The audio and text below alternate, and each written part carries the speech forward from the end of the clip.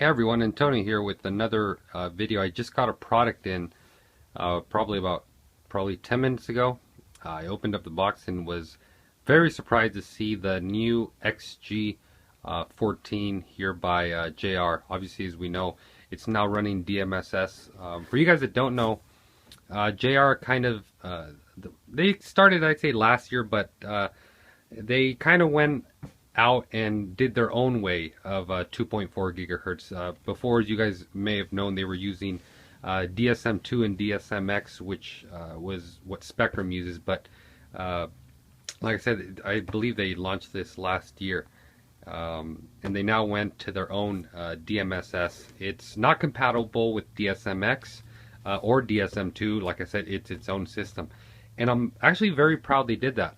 JR has always been a very, very respected brand. Even before 2.4 gigahertz, their radios have been known to just be top notch. I mean, they're Japanese radios. You know, it's exactly what you would expect.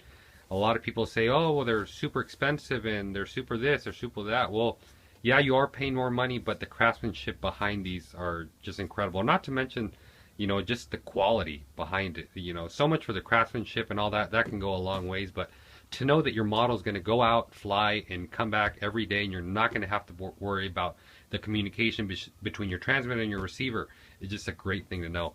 So I already took it out of the box just to kind of speed up here this quick look video.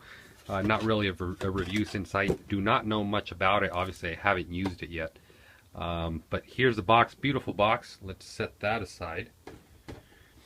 And we have here is a wonderful manual. Doesn't look like a Bible. It actually looks like something I, wouldn't mind taking a quick look at to get a little bit more familiar here with this radio. As well, what I'm seeing here is a set of stickers. Hopefully the glare doesn't mess it up. But Acro Hellion Glider looks like snap gear. So I guess they're pretty much little stickers. So you can, depending on what you assign your switch to, you can put these stickers on, which also tells me that since they give you these stickers, every switch is assignable, is what I'm assuming here. So we'll put that aside. Open up here the box. Nothing here. And you guys may know, a lot of companies have gotten away from putting servos, or not putting, but including servos in the combos. Reason for that was a lot of people were actually complaining, saying that the servos they would give in a lot of the radios out there were just pretty much crap. I mean they were good, but you couldn't use them on really helicopters. You couldn't use them on any big planes. They were just bare minimum servos. So a lot of people said, you know what, don't include them. Save me a little bit of money. Just include the radio and the receiver. And I've also seen a few companies start not even including receiver. That's just to bring the cost down. Personally, I like when they include a radio and a receiver. Because the receiver you can use, if not on one model, on another model. But here you go. You guys get your charger here. I like the layout of this charger here, how it plugs into the wall.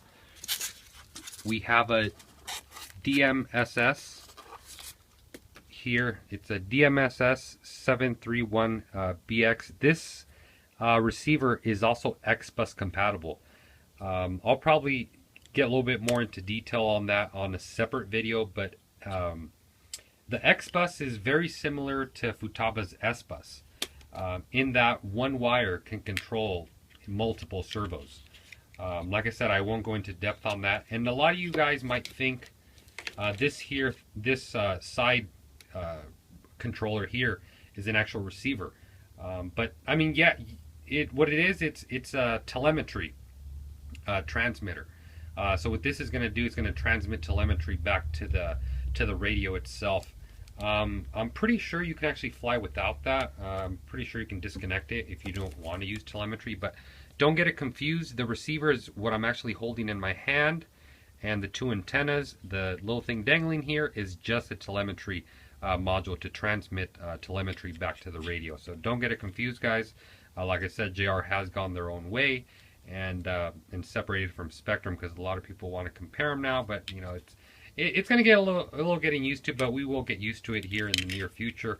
But that's that. And we also have the radio here. Let me figure out a way to get this out with one hand. There we go. Take the case, or not the case, but the little wrapper or plastic bag they give you here. Ooh, one thing this is the first time I actually take it out of the box like this. One thing I absolutely love that they did, wow, they included these little rubber, I'm not sure what they're called, on each and every switch. I know back in the days when I flew 72 megahertz, a lot of guys would actually go out and buy these little, it's not really like heat shrink, it's like a rubbery material. I'm not sure what these are called. I'm sure someone in the comments can, you know, find out the name for them, but I'm not sure what they're called, but they're these little rubbery things. It's great. Your finger won't switch when you're, or slip when you're hitting the switch, no matter where it is. Another thing I'm really liking is the angles of these switches. You can see they're actually, where this would be leveled, they're kind of like angled up in a way. And wow, I absolutely love the way my hand fits there. Another reason I opted to do here the XG14, if you guys have ever seen it in person, it's a very, very compact radio. I've owned a lot of radios out there, and you know, to be honest, I just don't like the big radios. I don't like how they fit in your hand. It's really cumbersome, especially when you're doing 3D versus whether it's on a plane or a helicopter. When you're going to the extremes, sometimes you kind of got to reach over.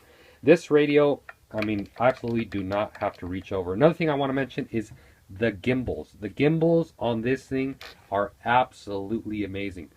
One thing I was reading up on it is the housing for the gimbals is 100% aluminum. It's all CNC'd out. I don't know if you can get that in the video, but all this housing here is 100% CNC'd aluminum.